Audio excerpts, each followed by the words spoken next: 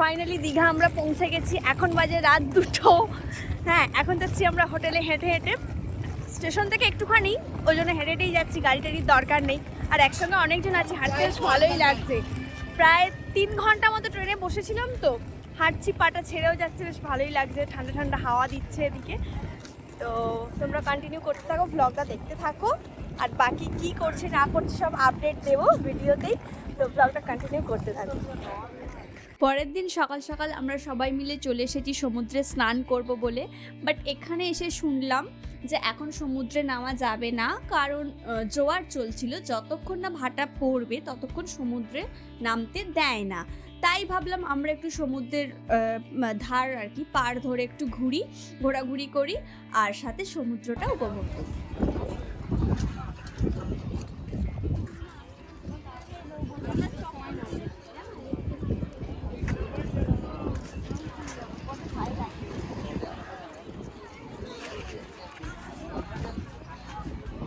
কি হয়েছে? হ্যাঁ, রোদ খেলে মুখটা মেঘে যাচ্ছে।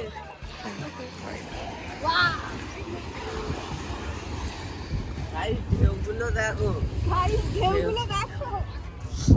ঢেউগুলো দেখুন গাইস, ঠিক আছে? হ্যাঁ, একবার যদি না আমার ঢেউ দেয়, তুমি হারবার ভেঙে শিওর পড়ে থাকবে, ঠিক আছে? গাইসদেরকে, গাইসরা যদি মোটা হয় তাহলে কারো কিছু ভাঙবে। আমার মতো গাইস হলে ও তুই ওইগুলো তো না কথা বলছিস? পেয়েছে মাকে পাওয়া গেছে বললো হাই হাই। তো এত গরম হচ্ছিল আর প্রচণ্ড রোদ ছিল, আমাদের প্রত্যেকের গলা প্রায় শুকিয়ে এসেছিল। তাই ভাবলাম সামনে আইসক্রিম আছে, চলো সবাই মিলে একটু আইসক্রিম খেয়ে নিই। অবশেষে আইসক্রিম খেতে চলে গেলাম সবাই মিলে। দেখাচ্ছি এদিকে এদিকে করে, আর তারপর ক্যামেরা নিয়ে পেছনে ঘুরে যাচ্ছে।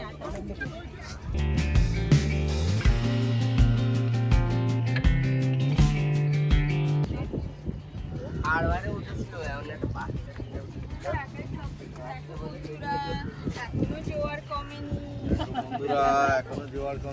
এখনো জোয়ার কমেনি বন্ধুরা। আমরা কি করবো ভেবে না পেয়ে কুলফি খাচ্ছি, কাকা আমাদের কুলফি খাওয়াচ্ছে বন্ধুরা। তোমরা কি খাবে?